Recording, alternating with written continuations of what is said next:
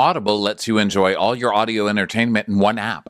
You'll always find the best of what you love or something new to discover. That sure is true. Audible offers an incredible selection of audiobooks across every genre. Bestsellers, new releases, celebrity memoirs like the Britney Spears book that just came out, mysteries and thrillers, motivation, wellness, business, and so much more. I personally just listened to Heather Gay's Bad Mormon, kind of for Real Housewives of Salt Lake City research, but also just for fun to listen to it because it was a good book.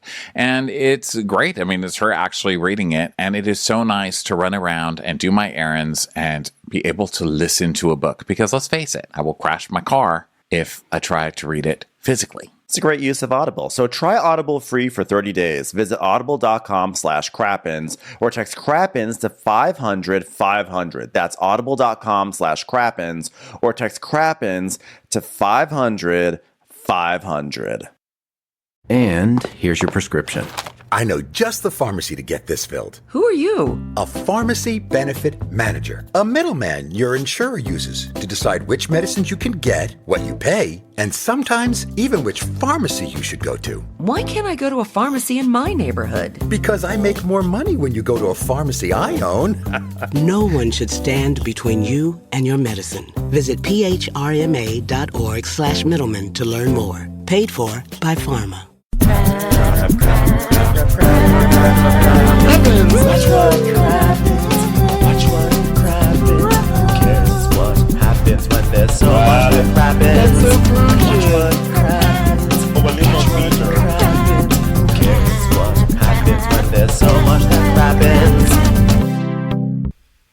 Hello and welcome to Watch What Crappens, a podcast about all that crap on Bravo that we just love to talk about. I'm Ben Mandelker, and joining me today is the wonderful and hilarious Mr. Ronnie Karam. Hi, Ronnie. How are you? Well, aren't you a little sweet guy, Banoons? Oh, thanks. Doing great. I'm doing okay. I went to get a facial thing today, and they put some lotion or something on me that's tinted. So I look insane right now. For anybody who's watching on video, I look like I'm doing a Michael Kors impression, but I'm not. Okay, it's just me trying to take care of myself. Yeah, you know what? Sometimes you gotta change it up a little bit. You just look like you came freshly from Bermuda. That's what you look like to me, like a nice little tan. I look like I came from Lisa Barlow's tanning bed in her tanning tent in her house.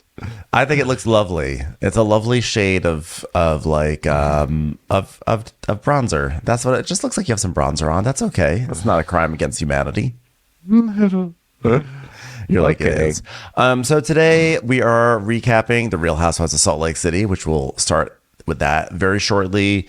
Just a reminder, you can go to patreon.com/watchwhatcrappens and you can support at the Crappens on Demand level, and you can watch this on video, not just listen to it. You get access to our bonus episodes. You know, we had heard from some people that they were having trouble accessing some of our older bonus episodes and Crappens on Demand's episodes. We're actually actively working on that. It was just an issue about tagging. So there's a big back catalog, and so we are currently fixing the tags as we speak. Our friend is helping us out. So give that a few days, and then hopefully everyone's access should be fully restored. So sorry about that. Tagging, can really ruin a day, So there's that. We have our last Well Hello of the year is up right now. It's a really fun one. Go check that out on Wondery Plus. And next week, please set your calendar now. It's a busy time of the year. Go set your calendar now for Monday. Crappy Hour is happening. That is our show that we do live on Instagram. We also that will be the final one of the year. Is that the final one of the year? It sure is. So yeah, because that's gonna be 11th, and then after that, it's Christmas break. So final one of the year, final one of 2023. Crappy Hour is gonna be on Monday, so don't want to miss it. I'm sure there'll be plenty of Bravo gossip to talk about by the time that rolls around. So that's going to be on Instagram at Watch What Crappens. You can also watch it on YouTube. Just look on YouTube for Watch What Crappens. So that's it. That's all the fun stuff. Big vacation episode for Salt Lake City happening this year. They finally made it out of the country. It took 4 seasons, but they were finally released from the American Southwest. And so they've made it to Bermuda, and it's a wonderful episode full of bathtubs and drunkenness and screaming that doesn't fully make sense.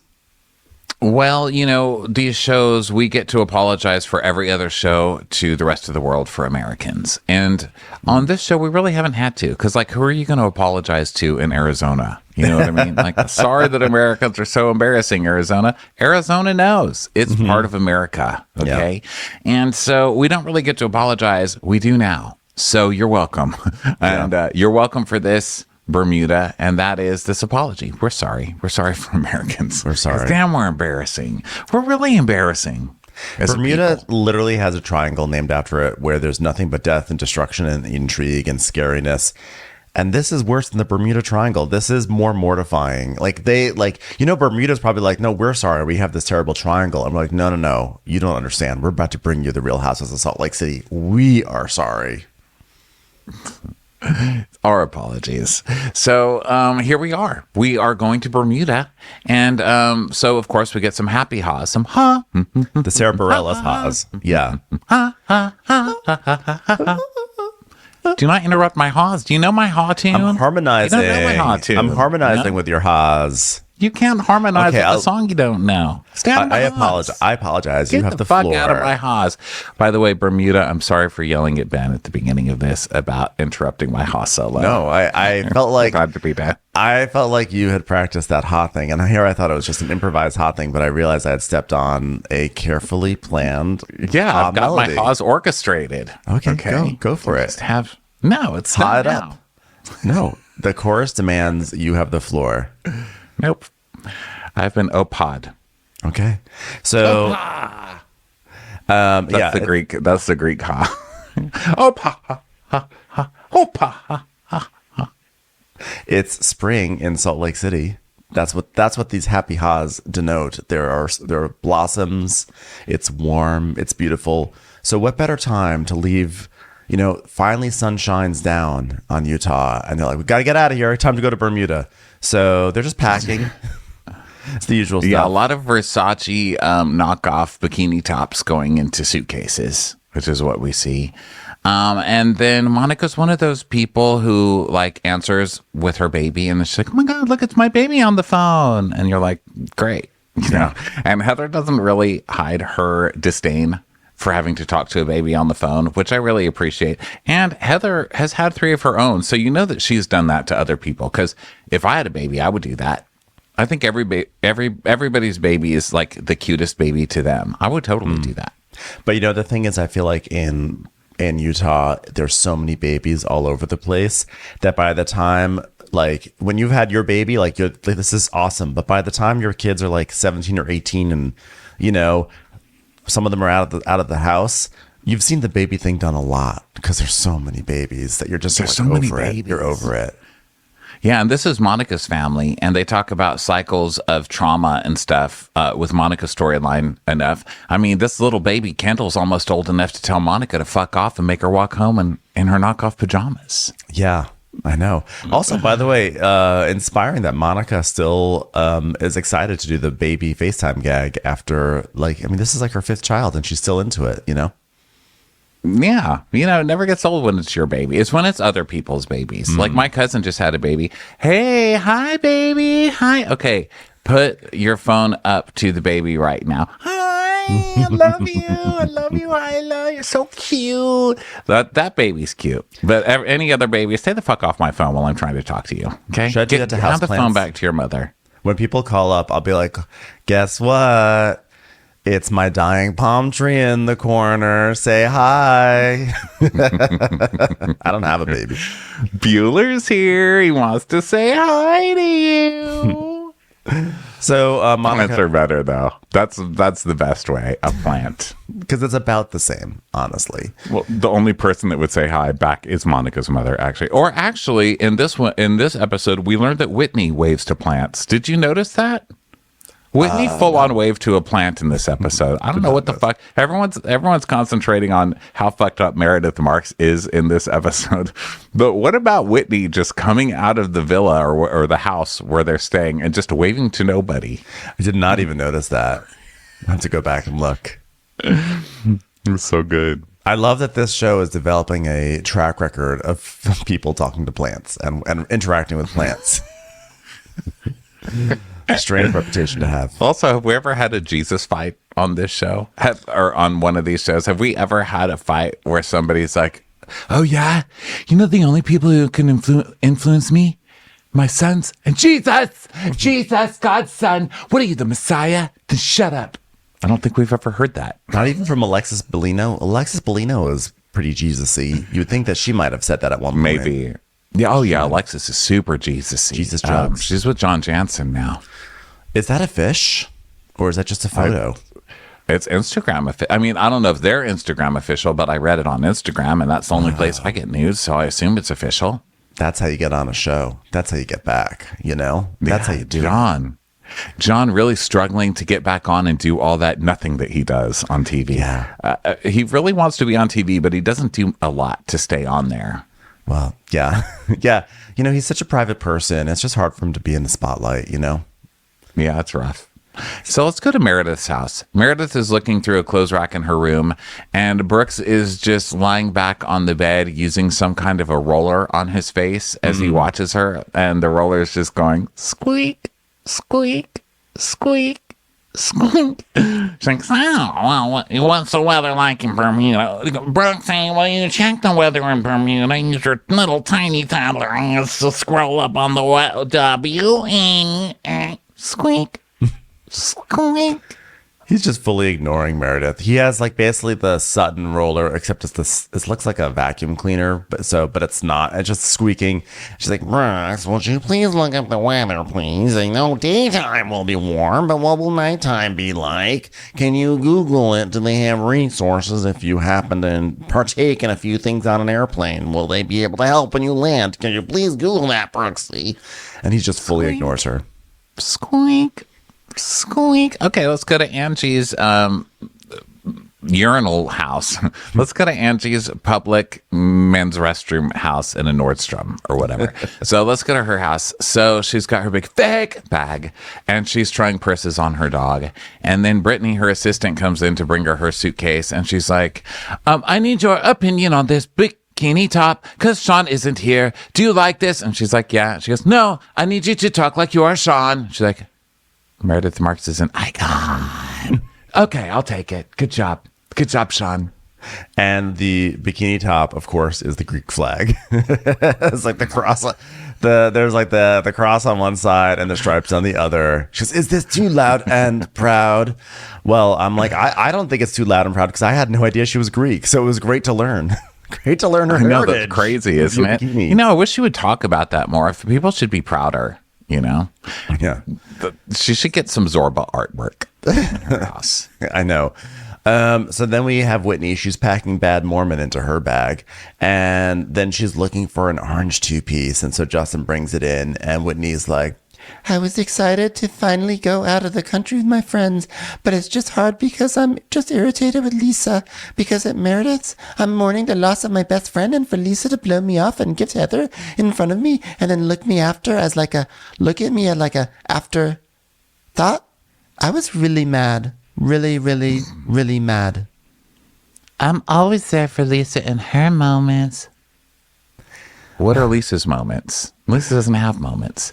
Lisa's moments are like the line at Taco Bell was too long. Like what moments have you ever had to be there for Lisa? I don't think she has moments. I don't think Lisa has moments either. I think right. I think Lisa's like one constant stream of a moment where she's just making whoever be her audience for like whatever she's complaining about.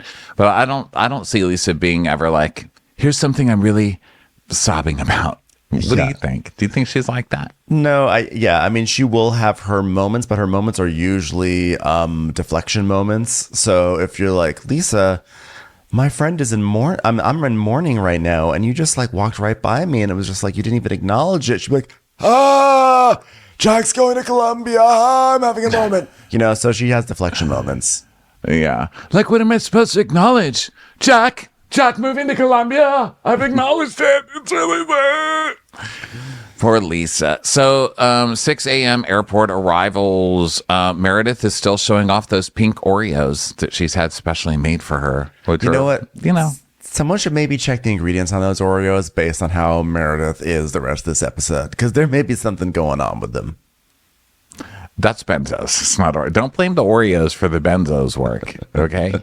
If Oreos made you like that, I would never be coherent on this show. Although that's not really much of an argument, is Benzoreos. it? Yeah. Benzoreos. Or if they're the Greek Oreos, benzopa Oreos. Yeah. Benzoparios. Benzopa. Something. Sopa Oreos. So Angie and Lisa are hugging, and Whitney's like, I have not talked to Lisa since Meredith's event, nor do I want to. I'm just going to take my sleeping pill and fall asleep on the plane to Bermuda. Bahamas. So Angie is talking about her zit patches. She's like, oh my, she's like, do you believe I am about to get a zit when we go on Greek vacation?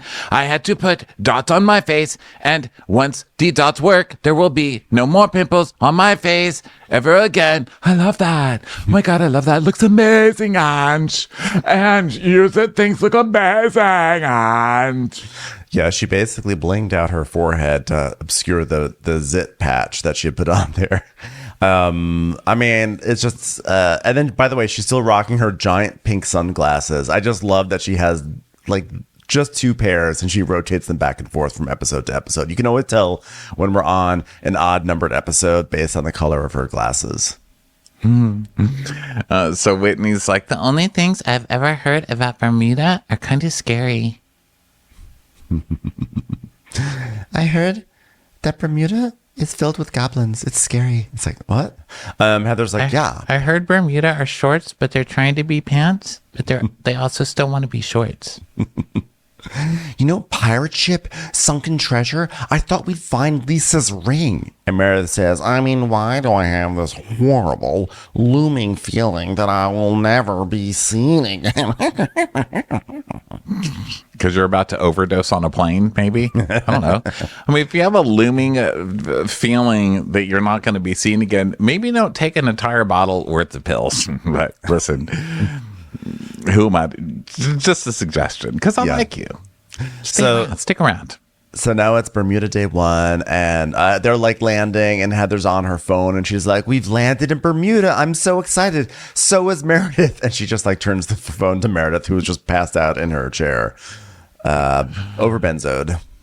So then in the Sprinter van, Heather opens some champagne, and she's really trying to, make happiness happen on this trip. She's like, okay, look who knows how to open bottles. Me, yes, Carl. And everyone's like, whoa, great.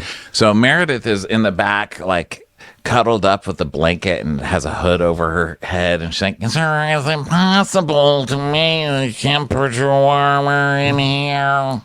Excuse me. And Heather's like, no, sir, do not listen to Meredith. She is not in charge of this trip. Monica and I are. And then they toast to like warm weather. And the driver, Jonathan's just like chuckling in the front. He's like, these ladies are great. I love a drama-free group of people. So they do a cheers because it's so beautiful. And Lisa's like, oh my God, it's so beautiful. Heather, you did so good, Heather. Heather, you did so good, Heather. Heather, you did so good. She keeps saying, Heather, you did so good, because now she's being friends with Heather and not friends with Whitney. And she's just like kind of overdoing it to rub it into Whitney. Now, look, I understand maybe Whitney's taking the whole, like, you gave Heather a gift when I'm mourning my friend. Maybe she took that a little bit too far, but she is still mourning her friend, Lisa. I mean, Jesus, just say you're sorry. You don't have to like pull in like a whole jealousy move for Heather and Whitney now. Yeah. So Meredith's like, how you screwed up my temperature? They didn't turn it off. She's basically like, Meredith already sort of sounds like a dying tape recorder, but now it's like really we're at the last few like bits of energy in that battery. Yeah. And Whitney's like, well, we all took the same pills on the plane, but Meredith took it twice on accident, quote unquoted. It's time for a commercial. It's time for a Crappens commercial. So then they start, so it's later and they're still driving along. I don't know. This looks like it was very far from the airport. Every time they go anywhere in this van, it seems like it's a 5-hour trip. Yeah. They're going somewhere and they're talking about how there's fluorescent orange everywhere. And so they're asking the driver, and Lisa's like, why is the sun pink? Is it a fish? And he's like, yeah, we have fish called parrotfish, and they eat algae. Is it shot? Is that what it is? It's shot. It's pink shot, Angie. And she's like, I want that shot. I want it. I want it. I want my poo to be pink and Greek. Opu. I want Opu. I have Opu. Driver, is there any way to turn these pink beaches into sunglasses? Thank you. So, meanwhile, now Meredith is fully wrapped up in a blanket, and she has this, and her hood is on, and Heather's like, oh my God, someone help Obi-Wan Kenobi over there. And then, excuse me, I think I might be getting a little sick. I'm so cold. Are you cold right now? Anyone, where's Brooksy? I need my little baby to warm me up. As they arrive at the house, Heather, you're just so great, Heather. It's the house. Look, Heather, who's never been friends with Brittany before.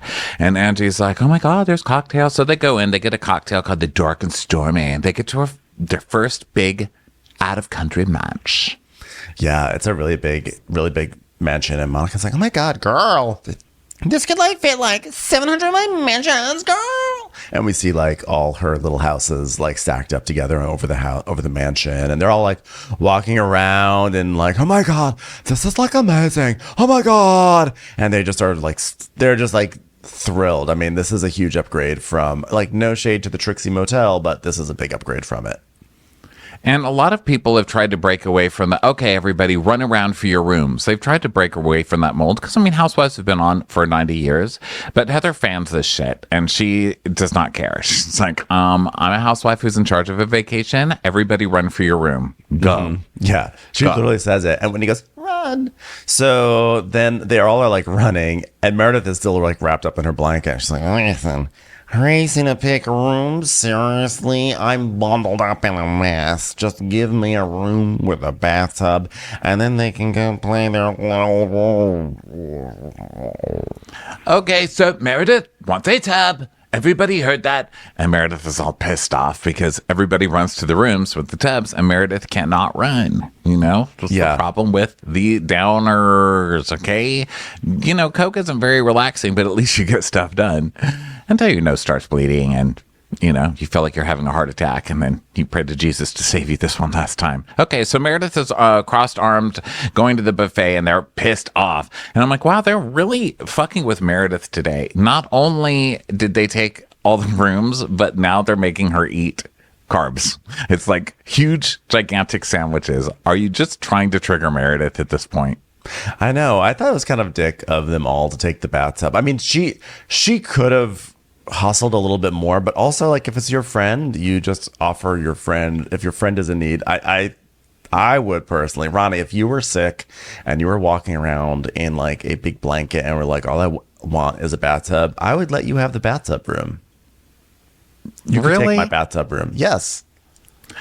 Well, I feel like it wasn't only a bathtub room. It was just a shitty room in general. That was just not the good room. It wasn't a good room. We saw it. We were in it. Everybody else has these big, glamorous, gorgeous rooms. And she just has this shitty little room with a shitty little bed. Listen, you can't run. And also, she's not sick. It's not like she's sick. She took too many fucking pills. That's different. If I was like, Ben, I have pneumonia. Please help me. And you helped me, that would be cool. But if I was just fall down drunk, I don't think you would. I think you'd be like, Ronnie is fall down drunk, so he doesn't get a room. But I don't know. If taking baths was a really big thing for you, I think I still would let you have a bath. Well, but then again, so I don't nice. care. I don't know if I care as much about big rooms or views or things like that. Those things are nice, but I don't necessarily need them. I just need a nice bed, Yeah, that's true. And anyway, I don't know why we're talking about this we don't know each other. We'd both be like, do you want the room with the bathtub? No, you have the room. But it would actually be 10 minutes. No, I don't even want it. I don't want it either. You do it. You do it. Yeah. This has happened for us before. But honestly, I just need, what I need in my room? I need a bed, and I need to have outlets nearby. Not creative, actual electric outlets so I can plug in my laptop and then my iPhone, and then, all the various electronics need to be plugged in. And then I'm set. I don't need, and I literally need nothing else in my room. I need a good shower nozzle, because that's one thing we've learned about hotels. Most showers in hotels, even the nicest hotels, well, to us, it's anything Hyatt Place and above. Right. Most of them just have shitty shower nozzles. They're terrible. They're shitty. Like, I want a strong nozzle to hug me and hold me tight. It's warm water gushing all over me, bringing me on. Yeah. Okay, so then they're like, so Meredith, what room did you get? She's like, oh, it's number one doesn't have the All right, then I'm going to eat these non-Greek potatoes. So then Heather's like, well, the trip is ruined. Meredith Marks does not have a hot tub and does not have a bathtub. We might as well go home now. Pack your bags, kids. Let's go. Pack it up. Trip's over. Get in your covered wagon. So then Meredith just like closes the door. She slams the door like, So Monica's like, maybe I should go meet Meredith. Maybe I should go meet Meredith a little plink. So she does, because Monica's extremely messy and wants to go cause some shit on this trip, right? And this was one of those episodes where Monica's acting super like, look at me, just here, not making any drama, just having a good time watching everyone else fight. But man, she's like a little farmer walking around and planting all these seeds. well, not only that, what we don't know is that Meredith and Monica know something about Angie. And so I think that Monica is being really nice to Meredith because Monica does not want to do what she's going to wind up doing alone, even though that is what's going to happen, because that's Meredith. That Meredith is so good about setting the idiots up to to take the fall.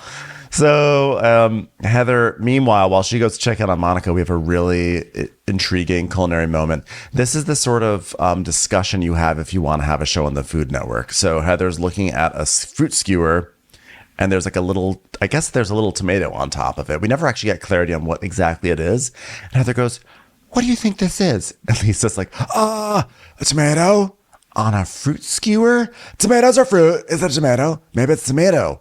But why would you put a tomato on a fruit skewer? She's like, okay, would you put a tomato on a fruit skewer or a skewer with meat? I mean, really, like, she's really upset that they would put a tomato, which is a fruit. I mean, granted, we don't often have them mixed in with fruits, but like, literally, they probably think nobody even eats that shit. Like, who eats a fruit skewer? You've got gigantic sandwiches right there. I know. I was actually hoping it was secretly going to be like a little kumquat, and then she was going to be surprised when she bit into it. But I think it was just a tomato. But I just love this like philosophical conversation they were having about the tomato on the fruit skewer. Well, this show has a way of worrying the audience and then getting really good, right? Because Heather's doing that thing where she's working really hard to make this entertaining. She's like, look at me, popping a bottle, everybody. Wow, here we are at a mansion, everybody. Like, she's really like going hard and trying to make jokes at every little thing. And everyone else is like, meh, whatever. And now she's trying to make a tomato bit happen. She's like, okay, we're going to talk about a fucking tomato for 20 minutes. Something is going to happen on my trip. Right. And it worries me sometimes. It's like, oh God, this show's going to go downhill in one episode and the season's going to suck from now on. And then it gets really good. So gotta credit the show.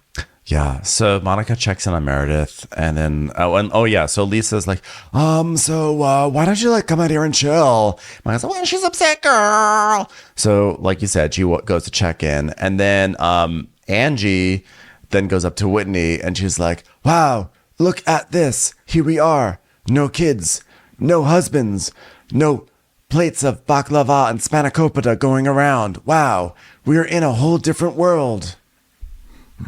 Really, all I have is you and this plate of patopas. Whoopa! So then this is another trip where they're by themselves by the pool, kind of. I don't know if they're being ignored by everybody else, but obviously just on their own, right? And so she's like, I'm going to go look at the water. So they run down to the beach. And she's like, do you want to come with me? She's like, opposite of Nopa. So they go. And then Heather is still continuing her tomato conversation. She's like, but is it a baby tomato or an adult small potato or tomato? And why would they put it with cantaloupe? I just don't understand. And Lisa's talking about how she left Meredith's event really upset, and that Lisa and Whitney still haven't talked. And then meanwhile, Whitney's still talking to Angie, and she's like, I do not want to put you in the middle, Angie, so don't answer if you're not comfortable. But has Lisa said anything to you? Is there anything you'd like to say to put yourself in the middle? She's like, no. When she told me she left Meredith's event, and she was very upset about it. Oh, Because I sent her a text and she never responded to me. Yeah, like I feel like me being that positive person in her life was like the pivotal moment. And then she became this better version of herself. Okay, no, she hasn't. What are you talking about? Lisa's and then we the see same. clips of, thank you for supporting the Special Olympics with me, Lisa. And Lisa being like, oh my God, I love regular Olympics, Special Olympics, amazing Olympics, love that Olympics. And then we see them plunging into an ice bath for the Special Olympics. And she's like, see, she's a better person. She did a polar plunge. Only good people do polar plunges. But right now, I'm not happy where things are with Lisa. It feels like all of that is out the door. She's a bad person now because she's mad at me. So then Lisa and Heather, back to Lisa and Heather. And Heather's like, yeah, well, you know, how's it going with Whitney? Because Whitney did say that she's been helping you, like, you know, not make it all about you. Heather, fucking stirring. And Lisa's like, what? What are you talking about? Yeah. She said she's helping you change the way you are or something like that, which is great. I love that. That's fantastic for you. She said something, I think the phrase was no longer a heinous bitch. I don't know. It was something, I remember hearing her saying that. What? Something about like you used to be this like self-involved sociopath, but now you're a good person. Oh my God, what? Wait, changing. You know I don't believe in change. I hate coins. I hate them. Yeah, no, I think the words massive slut were used, but now you're okay to be around.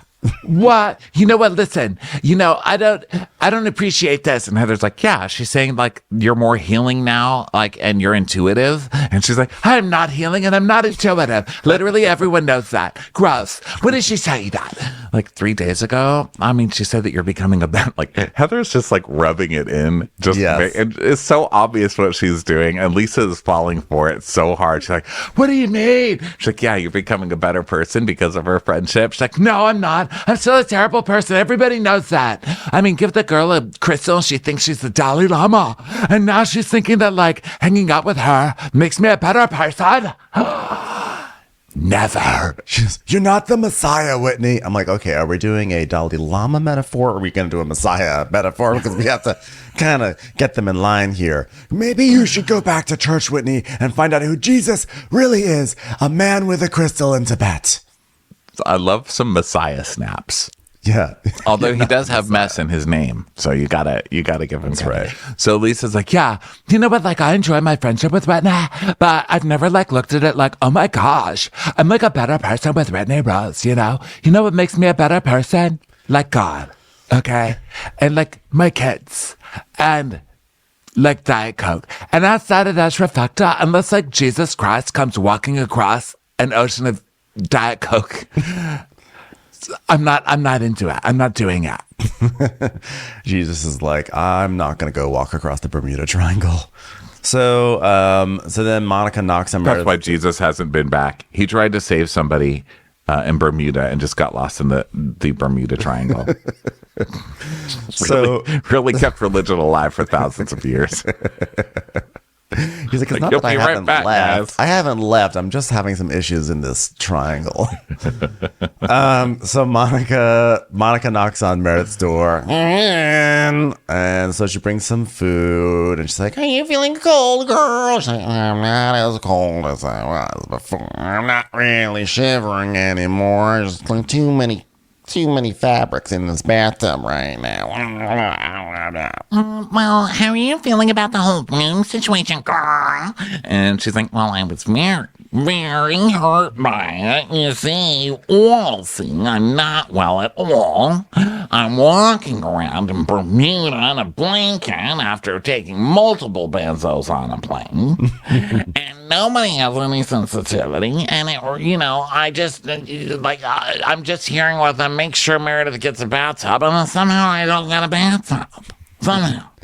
I mean, we were on vacation. If one of the other women were sick and needed to get into bed and also love their bathtub, I would have made sure they had somewhere comfortable to go, unless it was Angie K, in which case I would put her out on the welcome mat and the unwelcome mat in this case. But you can't give me a decent room with a bathtub when you know I'm lying right now. So she tells her, it feels like I have a level of respect from the women in this group right now that looks like 0. Which Monica, of course, twists in about 5 seconds. So she's like, You want these blinds open? Because I'm going to go telltale on everything you just said, girl. and she's like, yeah, just close those if you don't mind. All right. So then, of course, she walks right out to Lisa and Heather. And she's like, Yeah, she's really upset. She's napping now. and Heather's like, oh, yeah, did you rock her to sleep? Right, Lisa? You say something, Lisa. She's like, yeah, did you like swaddle her? She's like, Actually, I did both of those, girl. And she also said that, like, the room situation made her realize, like, and remember, like, how selfish everyone is in this group is, girls. which is not what she said. She didn't say everyone was selfish. She said that no one's respecting her right now. I'm not then we selfish. get a boom. And then Monica's like, She's visibly not feeling well, girl. And all she wanted was, like, a room with a bathtub. So, like, I tried to make her feel better by, like, having her face on my baby, but, like, that didn't really work. Well, you know what? I wanted a missionary son in France, but I didn't get that. I have a missionary son in Colombia, and you know what? I'm making the best of it. So that's what she's going to have to do without a bathtub. And others like, yeah, she can just use Whitney's bathtub. I mean, they're so close. and all I wanted was a thematically appropriate fruit skewer, but I got a tomato on top instead, and I'm okay with it. I've adjusted. So Monica's like, she's like, Well, Meredith feels like complete crap, and I love her, and I care, and I'm worried, and I'm concerned, but I'm not enough to give up my room, girl. So Heather's like, well, I would give her mine, but I use my bathtub as my dirty clothes hamper. It's hilarious. I just throw dirty clothes in there. yeah, I understand that Meredith has an obsession with bathtubs, but I have an obsession with views, and I am not going to give mine up because I'm obsessed with it. I'm obsessed with views. So Heather's like, so, you know, your birthday trip is off to a great start. Haha. How do you feel about being here? And she's like, Well, I'm more connected to, like, Portugal, but I'm glad to be here where my grandma was born and my great-grandpa, my great-grandmother. Like, you know, they built the houses and the businesses here. So, like, if you say, like, Ross, my great-grandma did that. So, you're welcome for this mansion. Yeah, like, if you see me, like, cursing out a house, just know it's just because of my mom. So then Whitney, meanwhile, is still with Angie, and she's like, Do you care if I put my feet in the sand? Oof, I just jumped out in the sand. I'm gonna go catch a fish. Are you coming? I'm gonna catch a fish. and Whitney goes racing out into the water where there's a bunch of large fish. By the way, I'm not touching those fish. They were just like shadowy, large fish. and they're very fast. I mean, the water is so beautiful. You can see right through the water. It's not like water we're used to, because I feel like LA water, you can't see through that water. It's like gray, you know? But this is like crystal clear water, and you see the fish under the water, and they're huge shadowy things, and they're so fast. I'm like, is that how fish move? Why would anybody do that to themselves? Don't go in there. Also, were those the parrotfish? Because the thing with parrotfish is they shot, but they also have like, don't they have like really strong like chompers, right? Like, I don't think you want to go putting your fingers near their faces or anything. Okay, I'm just like saying, Really? I seem to remember that parrotfishes have like really strong, like, you should be careful. Well, I know this much. They can't keep a secret. It's a parrotfish. So don't give any codes out in front of your fucking parrotfish, because they'll go blabbing it. I'm gonna look up parrotfish dangers. Parrotfish dangers. Well, I think first of all, you can't eat their liver. I'm talking about like, will they bite me? Why do we need to stop eating parrotfish? Okay, all right. So, did not bitten get by any good parrotfish. Here's what I looked up. Okay. I looked bitten by parrotfish. Oh my God, they do have you. Oh my God, these fish are hilarious. They have a pompadour, first of all. And they're bucktoothed. They have chompers. They look like they have Bravo chompers. You know how everyone on Bravo gets new teeth? That's what this fish have. Yeah.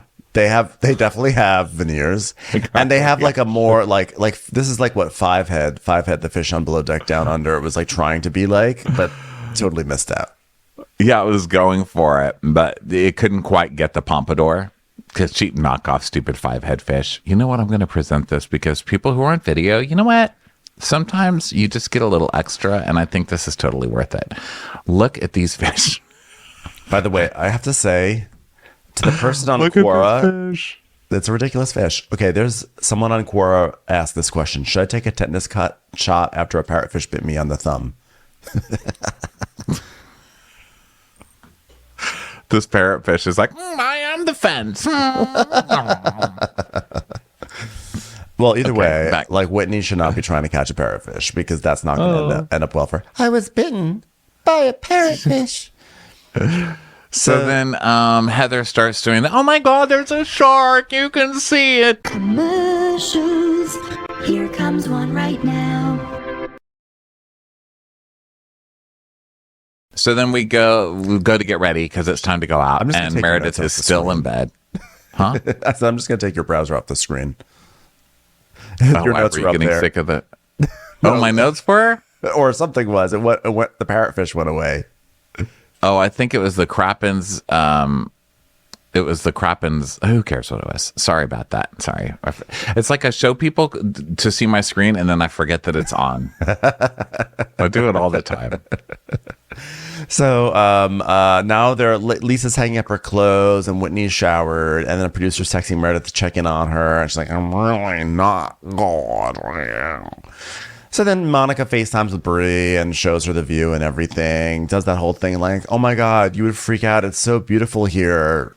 Have fun in the tiny house with grandma.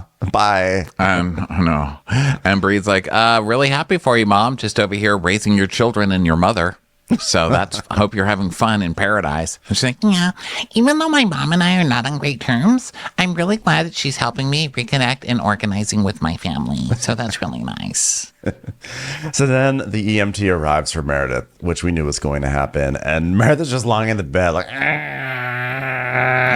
he's laying there with like dead fish eyes, just like a parrotfish out of water. Yeah, she's just like comatose, eyes half open, and we hear the bloop, bloop, bloop. Yeah, she's going through it. So her blood pressure's fine. She's just dehydrated. So the EMT gets her going with a little drip. Is it of rosé? Because we see the close up of the drip and it's pink. Yes. This is the Housewives drip for sure. It's like a box of you just follow it. It's like a hook to a box of Franzia. So then we go to the beach and there's a bartender making them local drinks.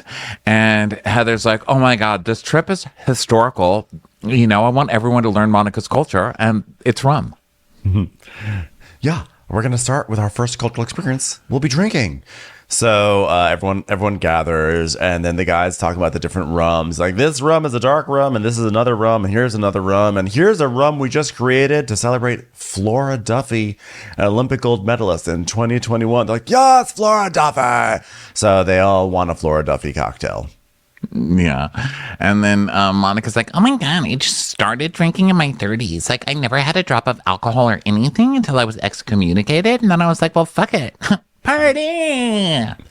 Were you a little bit surprised, as I was, that NBC did not trot out Flora Duffy? Because, you know, like, if there's any wisp of like an Olympic tie-in that they can do, NBC will do it. Like, please welcome our guest judge, the sister of an Olympian, Gina Duffy. Oh, imagine if Flora Duffy was good friend Julia Duffy. My good friend Patrick Duffy. How did you get those curls, Patrick? Tell us. Chefs, this week we want you to make a dish that celebrates all things Duffy, from Flora to Patrick to Julia, who will also be your 3 guest judges. You have 10 minutes to make a 5-course meal. Good luck. Well, I don't know anything about this Flora Duffy person. I mean, first of all, neither. congratulations on your Oscars, because that's really cool. I mean, your Olympic gold medals. That's really cool. But I will say maybe Flora Duffy's not doing well because I was thinking when Monica was talking about how she didn't start drinking till her 30s, everyone I know who starts drinking later in life, it doesn't go well because it's like that. I think it's that kind of freedom or anything if you don't start it till later than life. Like, you know, people who come out of the closet late, it's like, oh wow, I'm a whore at 50. You know what I mean? And then like just like super promiscuous. And I feel like it's like that with any fun thing. When you get it too late, you're just doing too much of it too late. And anyway, my worry is that Flora Duffy is somewhere. Like they were like, "Hey, Flora, we're giving you your own rum," and she's like, "Well, you know, as an Olympiad, I don't really drink, but I'm on a very strict diet." Oh, holy shit! She won an Olympic medal, and then she was never seen again after she was turned into an alcohol. Well, her career took a left turn after she got drunk on her own rum, waded into the ocean, and had 2 of her toes bitten off by a parrotfish, and now she can't run effectively. It's a tragic story. Flora Duffy couldn't be here today. Unfortunately, she swerved off the road into a snowbank, and Meredith Marks almost died. So. This will all be portrayed in a Lifetime movie starring her long-lost sister, Julia Duffy. Okay, so Whitney comes super late, and Monica's like, "Oh my God, you're like a freaking parking cone," which they're wearing the same color. So they're wearing both. Lisa is talking about how Flora, she's like, "Flora Duffy excels in everything, especially Batterman, right? Right, everybody? Like, Flora Duffy's so good at Batterman, am I right? You guys, Flora Duffy only won that medal because she knew Whitney, and Whitney made her a Batterman person, am I right?" Thank you, Whitney, for winning a gold medal for Flora Duffy because she knew you'd be standing on her island one day. Thank you. And Whitney doesn't really get it. She's just kind of like, huh? I don't understand. She doesn't get it at all. So then they're like wondering, where is Meredith? And, you know, they're like, oh, yeah, she's hooked up to an IV and everything. And Lisa tells us, now we know why Meredith is so good at churning butter, because she really knows how to milk things. Try to make a joke like that, Flora Duffy. And then we cut to Phaedra putting on casket makeup for Meredith. Meredith is just lying in there in bed, like with her dead fish eyes. And Phaedra's like, I'm going to get that done right up. Yeah. Right. I know. Like, they're like, okay, she has a pulse. Put her in glam. Do what it takes. They really are going to weekend at Bernie's her. Yeah. So she's like, I don't even know what's going on. I wanted a bathtub. I know I'm not getting a bathtub. Beyond that, I don't know. Baths. Bed. I'm hanging by a thread with Seth Marks in the bathtub. So then now the women are getting onto a Sprinter van. This is where Whitney comes out of the house and waves at nobody in a bush. I don't know why. So Whitney's waving at bushes, and Meredith is now, she's well enough to get in the Sprinter van. So they all get in, and Whitney's like, she rallied, yay! And they get in, and then as they're driving along to this restaurant, Meredith goes, I have a question for everyone in this car. Oh, everybody! Who here has a room with a bathtub in it? And they all like raise their hands, including the driver. And she's like, oh, okay. Oh, thanks. Thanks a lot. Oh, look, I am seeing, is that Flora Duffy in a ditch over there? Oh, she's raising her hand. That's just not fair. She's like, this is what we call a bathtub these days, sister. Like, oh, poor Flora Duffy. God, what a story. So you all saw that I was white as a ghost covered in blankets. What a story. What a downfall. It's a tragedy, really. We're really doing Flora Duffy wrong. I can tell you that much. Well, you know what? So Meredith's like, you all saw I was white as a ghost covered in blankets in the middle of an island, and I said all I wanted to do was take a bath, and somehow I got shoved in a room without a bathtub, and I just feel it might have been nice knowing I'm sick for you guys to get me a room with a bathtub. I'm a sick person. So Lisa, being the sympathetic friend that she is, who's supposed to give you a bathtub? Who's supposed to do that? And it's just like crickets. because no one wants to go up against Meredith, but they're all sticking to their guns, which I appreciate. Because normally when people do this, I feel like someone's like, "Oh, we'll give you a room." No, you did. You took too many drugs. You don't get your room. So Meredith's like, that's usually. I mean, that's what happens on vacation. Take too many drugs, you don't get the room you want. that's how it is. We've all been there. You know what I mean? I mean, I am the queen of guilting people if they've hurt me, but like I can't guilt people for me being too wasted for something. And it's happened multiple times. So Meredith's like, well, I'm not picking on anyone specific, but this is the group as a whole. I just don't feel respect. And this exemplified the respect I don't feel. I would like to be moved in respect. Well, I don't know if Meredith checked the itinerary for this trip, but there's absolutely no time for a leisurely soak in a bathtub. And then we cut to 2 hours earlier, Whitney taking a bath.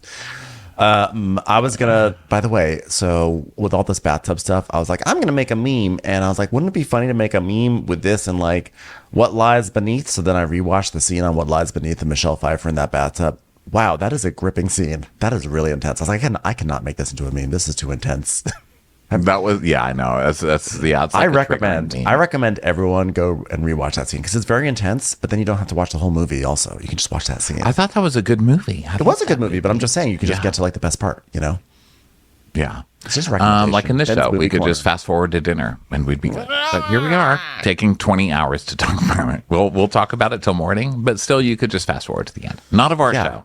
Well, it's like when you watch the Olympics, you can just fast forward to, you know, Flora Duffy crossing that finish line. Dame Flora Duffy, because on her Instagram almost a year ago to the day, she was made Dame Flora Duffy by, it appears to be, Princess Anne. So congratulations, Dame Flora Duffy. Now it's time that Wow, Dame Flora Duffy. I'm looking her up right now, and let me tell you right now, Flora Duffy, you know, I'm glad you're enjoying your bathtub in a ditch after they named a rum after you. Also, you're a dame, which is awesome.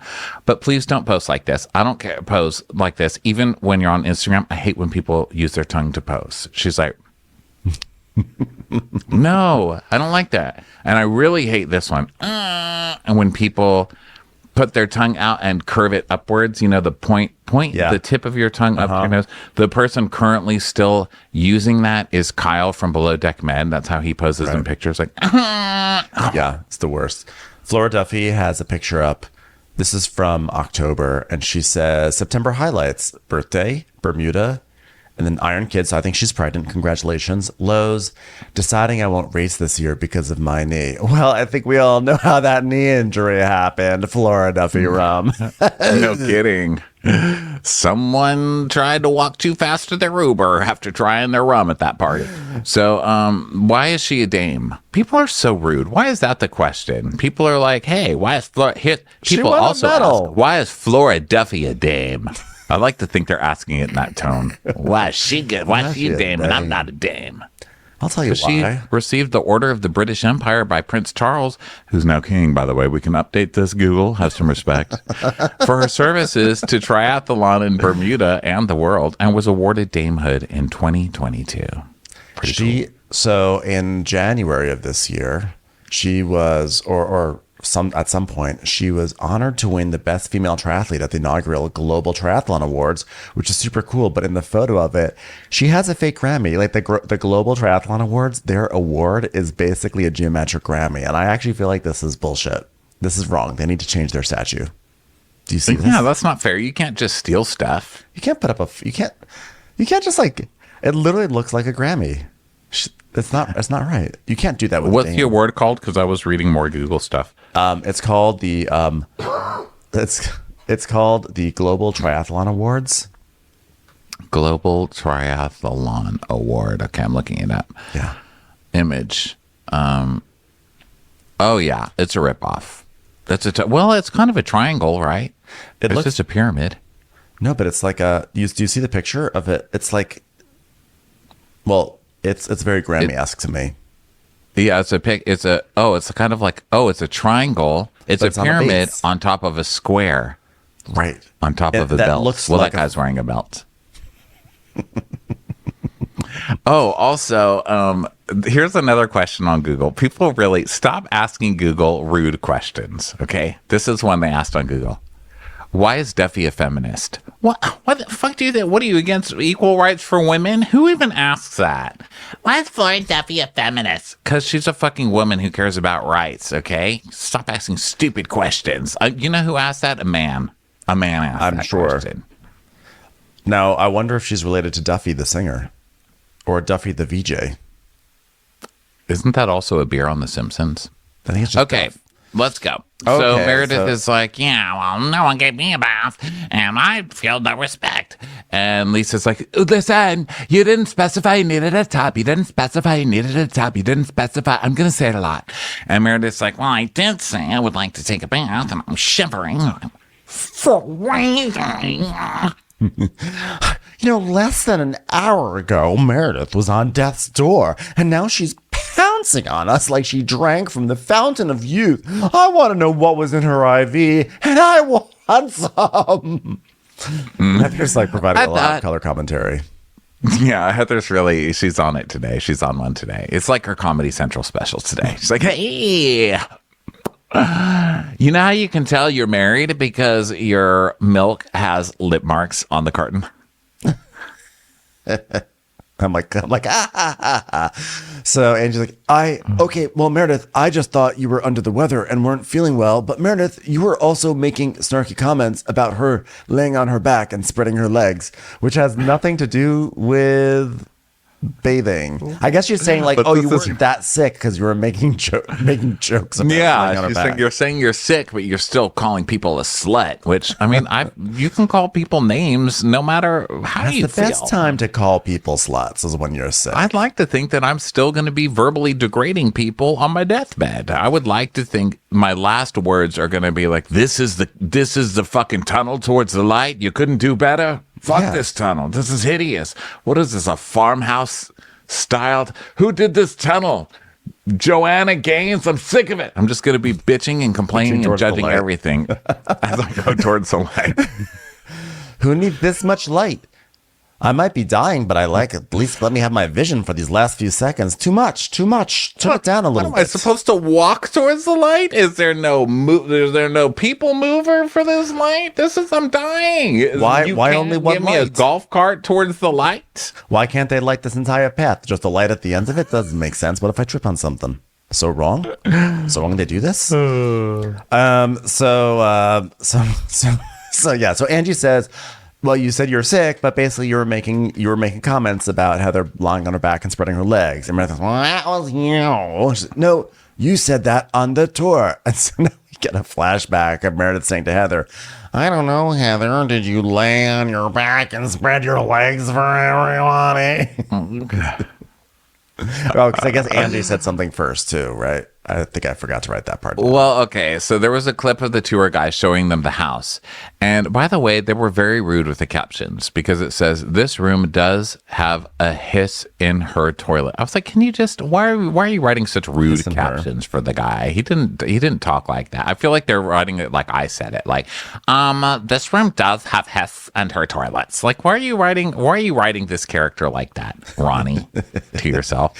Okay. So Angie's like, yeah, you know what? Just in case you bring someone home, this is for you, Lisa. That's right. And Lisa goes, no, that's for Heather. And Meredith said, I don't know, Heather. Do you lie on your back and spread your legs for me dying? and then we come back and Meredith is like, Well, I was just repeating because you said, oh, Heather, you should have this room with the 2 bathrooms, intimating that she's bringing men home. And I threw back at you your own words and said, why do you think she lies on her back and spreads her legs? Because that's what you said in this following clip from Lisa's Vita a la Cauliflower event. The only one who spreads their legs outside of marriage, Meredith, is you. So Meredith was basically doing a callback, but it was so far removed from the original event that it was not evidently clear until Bravo threw in some flashbacks. So then Angie's like, well, but you said some nasty things and threatened my family, so I responded to you. I did not threaten your family. Well, it's that Meredith has no remorse, and here she is going backwards. And I know a heartfelt apology when I receive one, and that was not heartfelt apology. Was not Greek felt. And Meredith's like, Oh, yeah, we better look up the definition of threat then. she goes, yeah, here's the definition of threat. You threatening to ruin my family. That is a threat.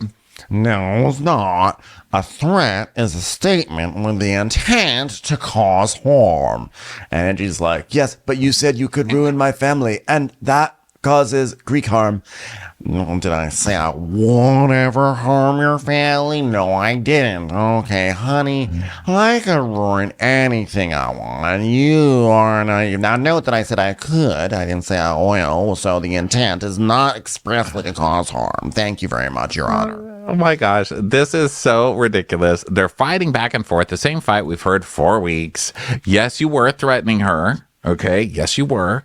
And Angie, also be quiet because, like, I'm tired of it. And everybody on the bus is like, oh my God, Angie, like, your audition scene is over. You made it. Okay, you're on the show. Find something else to fight over, for Christ's sake.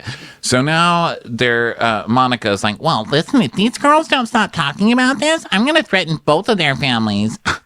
Well, go get a dictionary, Angie. Go get a vocab lesson.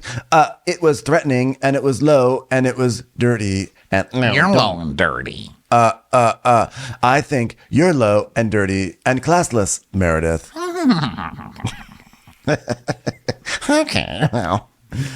So Meredith is like, she basically is like, well, I guess it starts doing it over and over again. You get accused of it over and over again. At some point, you say, well, you might as well do it. Is that a threat? So then we go to the White Horse Bar. We've been to another White Horse Bar recently on Housewives, but I don't remember which one. Is this a chain? Because I just saw it on Housewives, and there's so many on at the same time. I don't know which one it was. Damn, there's one in New York City. Right? Well, didn't we go? No, there's the White Horse in New York City, and I'm sure there's other White Horses, but I don't know. There used to be one in L.A. Yes. Oh my God, I forgot about that. Remember they gave steamed hot dogs? I don't think I actually ever went to it, but I remember that it existed. I remember it was a place. It was like around Western or something.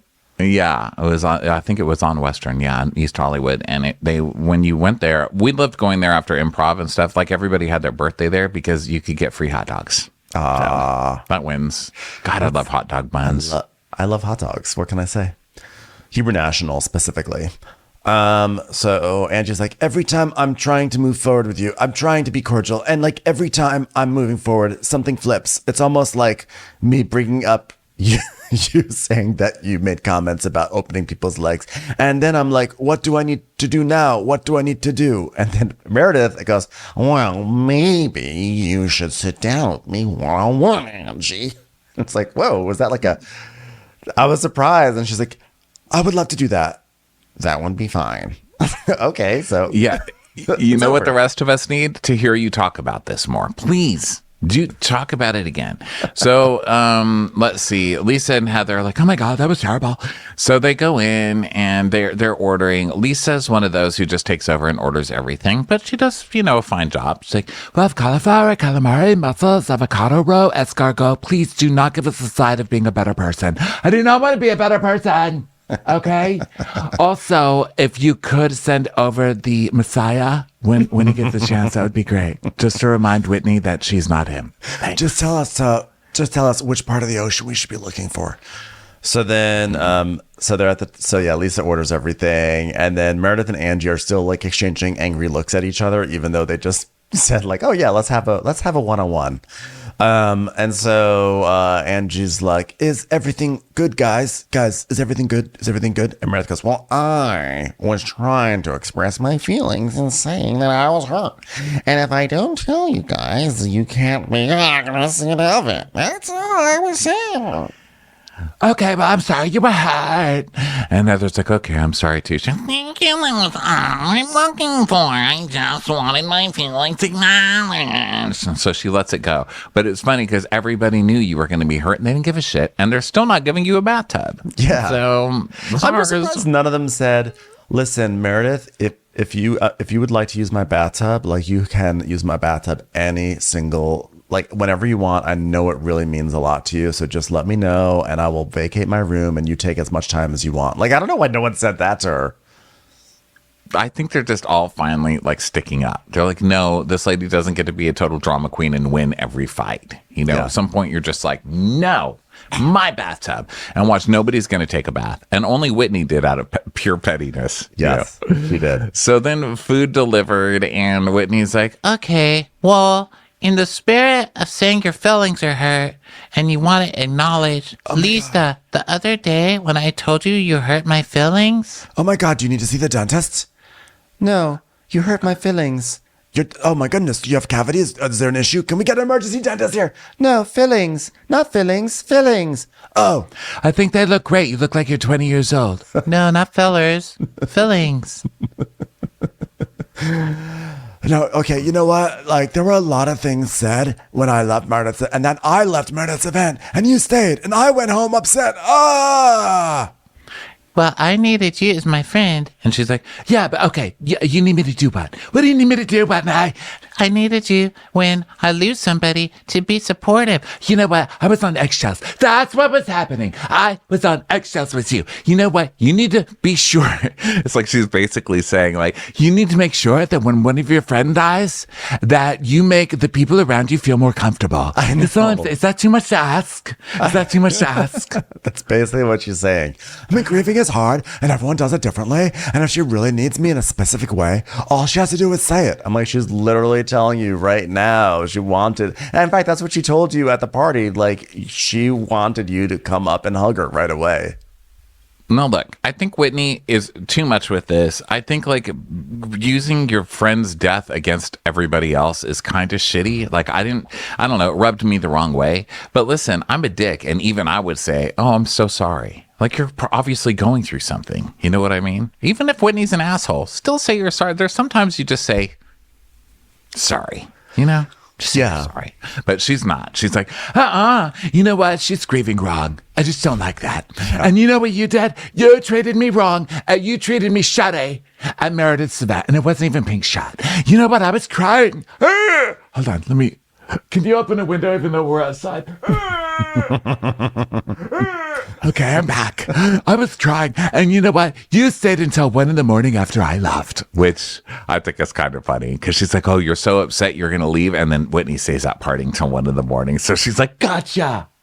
Gotcha. You didn't really. But you're making this about yourself, and I didn't want to say it. Let's talk about that too. Okay, I guess you had a conversation with Heather where I'm like incredibly self-absorbed, and you're helping me be a better person. And Whitney's like, "What? What the fuck is that? What? What are you talking? What the Monica fuck is just goes, ooh. Ooh. Monica, I like when Monica just reverts to drag queen noises. I think it's the funniest thing. Just like taking drag race personality. It's like a drag race fan just reacting on Housewives, and it's so funny. Yeah. So Whitney's like, what the fuck is that, Heather? And you did just say it on camera. And to us, and to Angie. So you said it. And Lisa's like, yeah, but like, how do you help me be a better person? How? Were you like born in a manger? Did you like come down to talk to like John Smith and Brigham Young or whoever? No, you didn't. You're not the Messiah. Try being more like the Messiah. Messiah, not. And Heather's like, you were just saying you had really hard conversations with Lisa about how self-absorbed she is and how terrible of a person she is and how generally people don't like her. And if she didn't get on a TV show, she probably would have gone through life without ever having any sort of love or affection or true emotional experiences. And she's probably going to go to hell. And even though you're not in the Mormon church anymore, you still believe the Mormon God will punish Lisa someday in her life. You just were saying those sort of things, you know? Yeah, thank you, Heather. And I'm still a terrible person. So how dare you? And Heather goes, yeah, I mean, I said that you were proud of her for being a better person. She's, yeah, I am proud of Lisa. She's, yeah, that's what I was telling her. So why are you so mad? Why are you meddling in my friendship with Lisa? How's it meddling when I just say that, you know, you're friends with Lisa, even though she started out a terrible person and now she's like maybe 1/8 of an inch less terrible because of you. How's that meddling? Yeah, I'm not spinning it. That's what you said, word for word. That Lisa doesn't understand how she said, Lisa, you don't understand how self-absorbed you are. But you're trying to make it so that she'll be mad at me right now. I can't make her mad. She thinks for herself. And those thoughts that she has, I believe you said, were terrible, craven, self-absorbed thoughts. And those are her thoughts that she has. Bottom line, Lisa, is I was hurt because I needed you. And Lisa's like, you know what? I'm not only on eggshells with you because of that, but because of last week when I left your house, I was so frustrated. I was frustrated, okay? And I was hurt because I feel like you were like chastising me, but then what you did to me at her event was that was so fucking bullshit. That was so fucking bullshit. I just said you need to be more self-aware and read the room. Self-aware? I was dancing on eggshells around you. Yeah, well, for the first time ever. No, I dance around you all the time, which is my way of saying, hey, Dancing with the Stars, give me a call. I'm literally so sensitive with your feelings, like in general, in life. I'm like a fucking bulldog. I can like fucking take everybody out, okay? And I temper, is that a threat? No, Angie. And I can temper myself and I quiet myself and I change the way I'm around certain people because not everyone can handle it. Wait, so do you temper yourself because you love me or because you can't, or because I can't handle it? Because I love you, okay? And like, listen, I've gone to blows with Heather over you, and I don't want to do that. Just Yeah, well, I've been to blows over her with you, and with you over her, and with me over her, and with you over her, and with her. Whitney, lost. you're stuck. You're stuck. Listen, I don't I'm want lost. anyone speaking for me, okay? We talk. Okay, Heather and I, we talk through our church issues. I see her perspective, her going to hell perspective. I think she gets mine. And when he goes, But you both put me in the middle of that. like, You have to realize. No. You have to realize. I'm like, no. They're like, no. How fucking no? Hey, Angie, at least it's not us this time. And they start clinking glasses. So then Whitney's like, yeah, you know, every time I sit down with you, Lisa, Heather would get so triggered because of your journey with the church. And Heather's like, what journey? She doesn't even have a journey, okay? She's Mormon 2.0. And for you to even sit there and say that she has a journey, how dare you, Whitney? Heather, How dare you? Heather, shut the fuck up. And it goes, boom. Like the music's like, boom. Like the entire, more like, monocle clackle chorus is like, so now the violins are like, boom. This was really funny. Yeah. They mix the dramatic violins with the ha's. So it's like dun dun dun dun dun. Love it. I love a dramatic you want me violin to- ha. But by the way, this was all Heather's game plan, right? Like push Whitney to the brakes, and that way Heather could be like, how dare you? She goes, oh, you want me to shut the fuck up? You just said shut the fuck up to me. Because you needed to. Then you can say it in a respectful fucking way. I'm pissed. Good. Good? It's good I'm pissed. Don't tell me to shut the fuck up when I have nothing to do with anything that we're fighting over. And Whitney's like, Okay, well, Lisa, I was hurt that you didn't respond to me because after last year, I'm used to you being the one to comfort me. You know? it's like, oh gosh. So now Heather's like, oh, what a hilarious dig. Yeah, she's like, that's delusion. It's amazing. You should try it. So Heather's like, let me tell you something. Lisa Barlow's a lot of things. She loves Diet Coke. She loves Wendy's. She loves Sonic. But one thing she does not love is comforting and nurturing. So Whitney's like, Moving forward, just please don't ignore me. And even if you want to tell me to fuck off, just don't ignore me and tell me to fuck off. Tell it to my face and make me feel part of the conversation while you tell me to fuck off. And Heather's like, yeah, just say fuck up right to her face. That'll go great. And Whitney goes, yeah, cheers. And she's like, I'm not cheersing with you, Whit. Just why? Because I said shut the fuck up? No, because you're like sitting here like some devotee to the Lisa Barlow cult. And when did you two become this, like, I mean, like the first person you wanted to hug after your best friend died with Lisa? Look at her. I mean, it's like fucking a scarecrow. It's like hugging a scarecrow out in the middle of the Halloween. Like, why would you hug her? And Lisa's Hey. like, okay. Well, wait a minute. You guys have no idea what Lisa and I's friendship is about, okay? well, tell us. Well, if I were to tell you, you'd all be triggered and try to ruin it. And Lisa goes, okay. You can stop talking now, Whitney. See, this is what I'm fucking talking about. And Monica's like, yeah, girl. They call me girl. She's like, I wasn't called girl. So Heather's like, and you know what? I don't even care. Like, Whitney, like, I don't even have any. Lisa, do I have any interest in your friendship with Whitney? I don't. I totally don't. Even though she's like having this huge jealous fit right now. It's so funny. Yes. Like, why would you want Lisa to be there? What about me? So she's like, oh, dear cousin, I'm not trying to ruin your friendship with Lisa. You're going to do that well enough on your own. So Whitney goes, possibly right now at this dinner. Lisa, do you and I talk every single day? we talk a lot. And you guys are like so jealous of the fact that Lisa and I are friends. And Heather goes, well, okay, Lisa, you better defend me because this is crazy.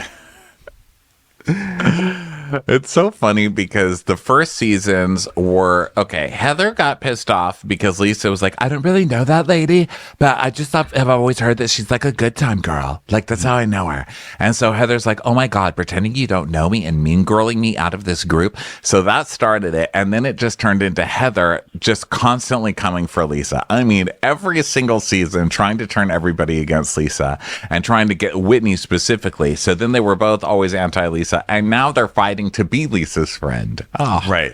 So, hugs, guys. I love the circle. Yeah. So Heather's like, you better defend me because this is crazy. And then Whitney goes, don't call me crazy. And then Lisa and Heather both go, this is crazy, not you. This is crazy.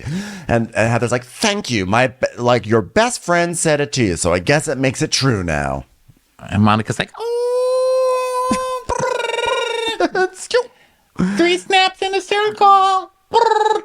And Heather's like, okay, you know what? Well, let's just leave because I'm fucking over it now. So they leave, and now it's raining, and they're like, well, that sucked. You know, there goes another one. So then Whitney. That's what, yeah. That's what they say. I said, you guys literally brought bad weather. That's what they're joking about as they leave. Oh, that's funny. Yeah, Monica. She said, we literally brought the bad weather.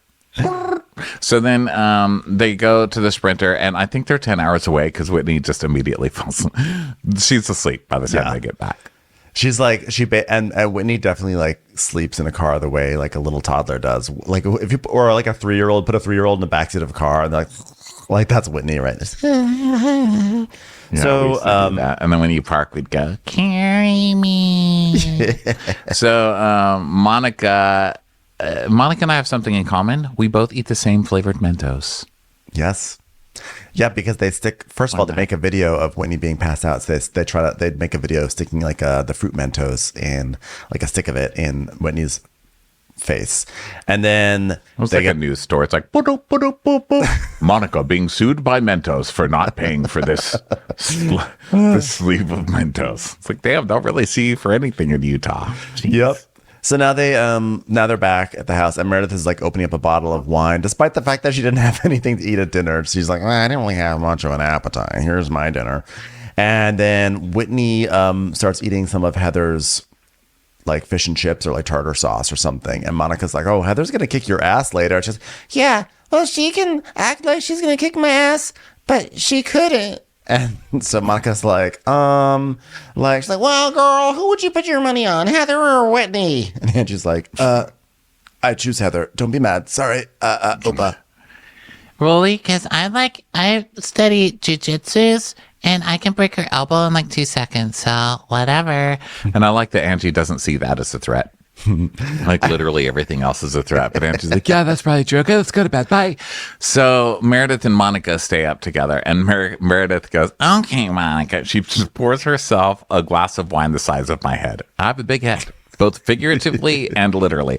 So she pours this huge goblet of wine. And she's like, okay, Monica, I'll stay up with you and keep you company. and Monica's like, well, you don't have to because I'm done eating. So, okay, bye. It's like, no, so we're going to keep talking. So Monica kind of stands up like, uh-oh, Trunky's here, you know? Yeah. And it's like Monica's like, should I make my escape here or find a way to use this situation to my advantage? Yes. And like for me as a viewer, whenever I see, if there's an episode and there's like a big fight, but the episode doesn't end on the big fight, but now we have like 2 minutes left and it seems like there's not enough time for anything formative to happen. I'm always like, and then there's like no music. I'm like, some shit's about to come out. So I was like, okay, what's going to happen? So first, of course, Meredith has to rehash the bathtub thing. She's like, sometimes it's a little frustrating because I said, A, I'd love to take a bath, and B, everyone knows how I feel about baths, and all I needed was for someone to say, I didn't mean to hurt you and your feelings, and I'm sorry, and that's it. That's all I really needed. And possibly a bathtub, too. That would be nice. So Meredith's like, listen, I skipped today, so I'm going to, I'll have a fight with Angie about the same old shit, and then I'll reiterate the same shit that I just did for the entire day, right? She's just like, I'll give them what they wanted, earn my paycheck, and go back to bed. So she's going through all the stuff, and then she's telling us, Monica's the only person that's been there for me, quite frankly, and honestly, if it weren't for Monica, I'd be on the way home by now. And she's like, yeah, it's very fifth grade. Okay, so then Meredith is like, she keeps going on. So Monica goes, yeah. Meredith says, Angie's mean to me, and then she gets mad at me for reacting to her. That is gaslighting and manipulation 101. All right. 101. Yeah, that's like, girl, that's like poo shit. It's like, remember you said earlier something about poo shit? Oh, yeah, deja poo. No more deja poo. I've seen this shit before. You're a good friend. You're a good friend. Bringing up my new taglines. She's like, that's what it was. And so they're laughing, and Monica goes, what's so crazy? And here she comes with the big guns. I mean, this isn't cool because Meredith is also wasted, So I think Monica is going to leave, and then she's like, wait a minute. Meredith is obviously trying to pawn this off on me to make me do it. So if she's not going to bring this shit up, I'll do it. So she goes, what's so crazy? What's also fucked about this is that Monica and Angie are ostensibly friends. And not only that, they're on good terms and everything should be good. So this is Monica fully just turning on a friend. Yes. Well, I mean, okay. Well, let's just get through. Okay, so let's get through it and then we'll theorize because that was my only about theory. To start. Oh, really? Oh, no. Come on. Let's go at it. Okay. Take a deep down. So Monica decides to dive in. Kidding. Monica decides to dive in on this. And so she goes, a few weeks ago, Meredith and I met for lunch. I was like, oh, God. Let me just get myself ready. Here comes Monica Truth Bombs. Like, Monica's got that tone of voice like she's going to drop something on us. I'm ready. Okay, I'm ready. Tell us what it is, Monica.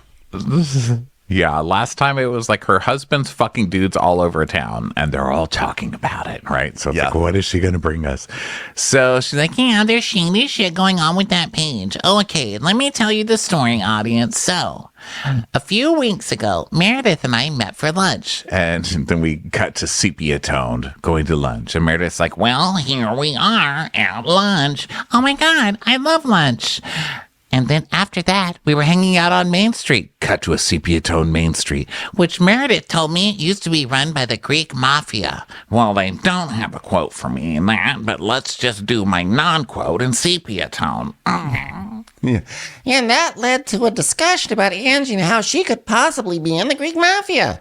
So then she says, then shortly after... I'm turning her to Leah Black. I mean, this is just so funny. She's like, she goes, and then we're walking down Main Street, and Meredith told me Main Street used to be run by the Greek Mafia. I love specifically Main Street in this tiny town. And then we see Main Street in sepia tone. It's like Opa gangs running around like shooting, and then a little flag comes out that says Opa.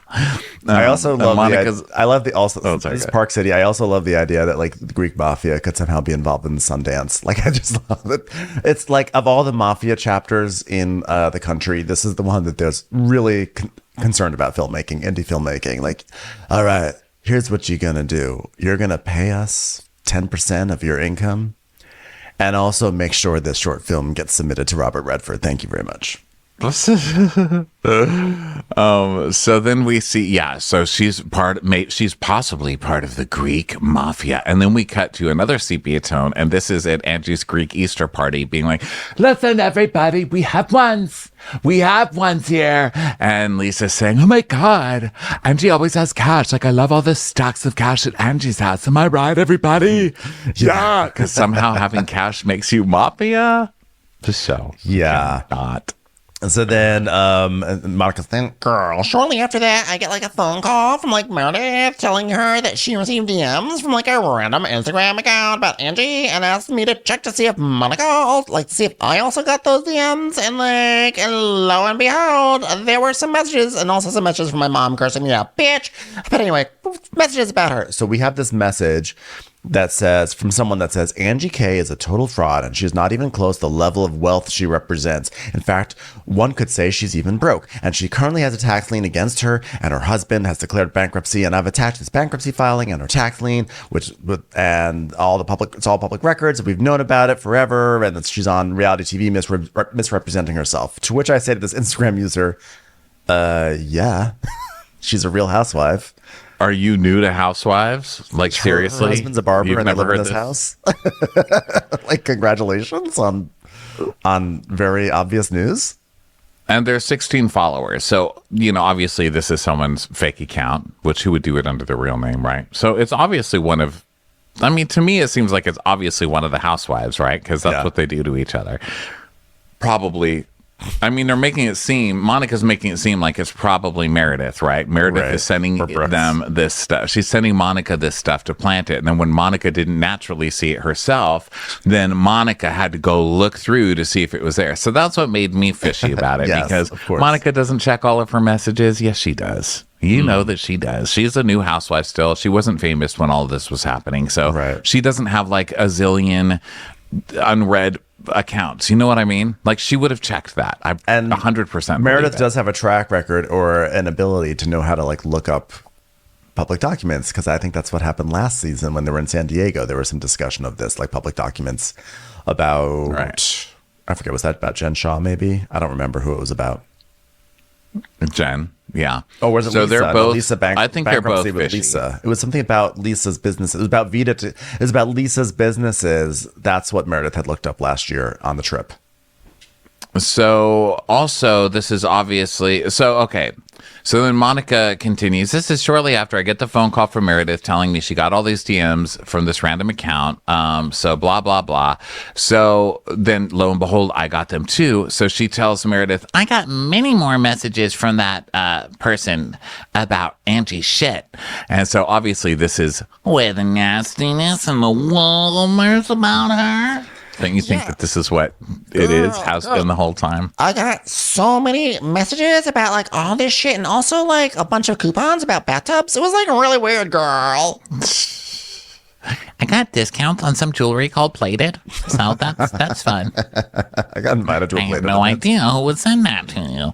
So she goes, did you get that message too, Meredith? And Meredith's like, you can tell Meredith is like, what the fuck? Like, what is this girl doing bringing this all up? Like, this is our secret behind the scenes plan. Like, I told this girl, I either talked about it with her in private and she's supposed to go spread the information for me, or like, who does this on camera? But Monica's like, I don't know. You could take it different ways. Like, Monica's either being like, you're not pinning this on me, lady, who sent me this information in the first place. Because she does say, I don't know why Meredith is acting like this, because she's the one who told me the information.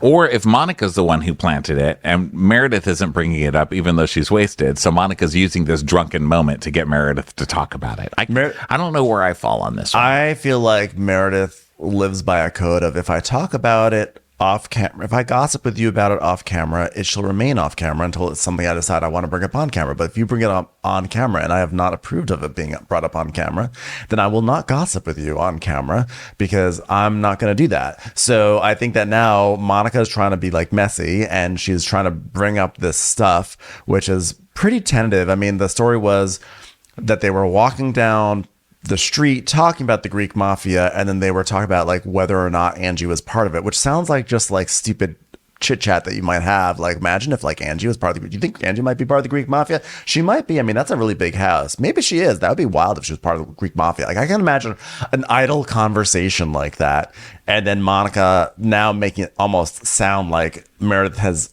accused her of being part of the Greek mafia. So I think that Meredith is just like, no, I did not say I was going to talk about this on camera, and you're trying to make this a thing. So she's like, I don't know anything about this. I have no idea what you're even talking about. And Monica's like, what? Oh, you're just going to make me do this all myself. Well, I think Monica knows that. I think that's why she's doing it while Meredith is shit-faced. Because it looked like Monica was going to leave and go to bed because Meredith was too drunk, and then ended up staying and being like, no, you know what? We'll go into all this Angie shit because Monica's trying to be like on her best behavior for this trip, and she's stayed out of the drama since this trip started. So I think she's like, okay. And now's when I bring in the big guns, and she just unloads all this stuff. And Meredith literally is like, well, I don't know about that stuff, but I do know karma will bite you in the ass, and that's not about me. That's not about me, but you do bad things, and they come to bite you in your very probably poor mafia ass. That's all I'm saying. So I don't know. They're both fucking messy, these two. I mean, if I had an inkling that Angie K were part of the Greek mafia, I probably would not be so feisty around her. I think I would probably just be a bit more chill around her and not go so hard on Angie. So, but I don't think she is. Yeah. I don't think Angie in retaliation, or I don't know if it's but like PR retaliation on her Instagram yesterday, she did a family scene in her city block sized bed where Sean is next to her, and then Electra is next to her, and then the grandfather is next to all of them in the bed. And Angie, smooth as ever, even when it's her own social media videos, just great acting. She's like, so here we are. Look at this, Sean. Look at this Life magazine. It talks about people we do not even know, and all of the people love to gossip about them. Is it right, Sean? And he's like, yeah, there are a lot of people that people don't really understand. Meredith is an icon. She's like, yes. What do you think about idle gossip, Electra? She's like, Mom, idle gossip is not good. Oh yeah, what do you think about this god, Dad? Why don't you tell everybody the not idle gossip about you and how you came to this country? And he's like, when I came to this country, I had nothing, and I worked so hard, and then I was like, wow, I couldn't even watch the whole thing, but I was like, wow, this is very, very natural. I'm going to say that. I don't know who's right and who's wrong, but I do know that this family's got the it factor, okay? Very natural. They do.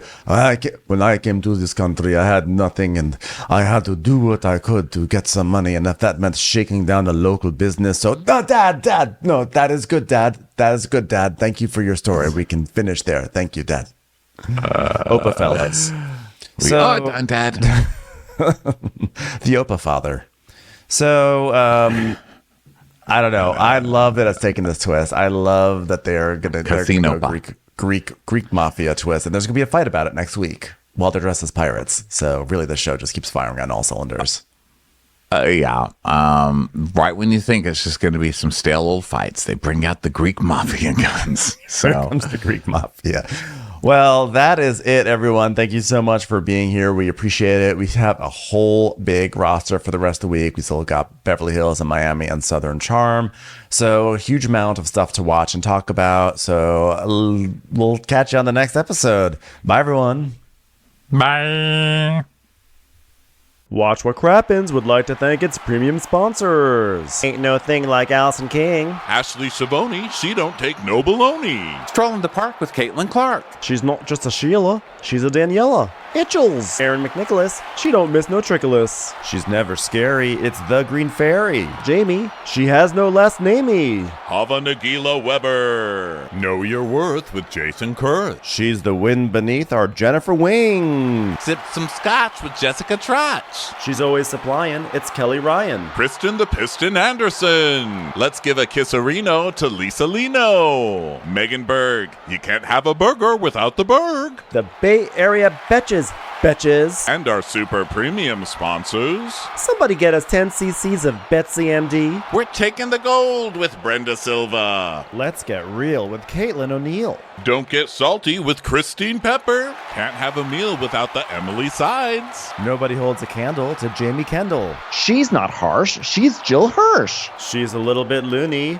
Junie. My favorite Murdo, Karen McMurdo. We love him madly. It's Kyle Pod Shadley. Let's go on a bender with Lauren Fender. We want to hang with Liz Lang. The incredible edible Matthews sisters. Give him hell, Miss Noel. She's the queen bee. It's Sarah Lemke. Kim, Shannon, out of a cannon, Anthony. Let's take off with Tamla Plain. She's quite the catch. It's Victoria Cotchett. She ain't no shrinking Violet Kuchar. We love you guys. Hey, Prime members, you can listen to Watch What Crappens ad-free on Amazon Music. Download the Amazon Music app today.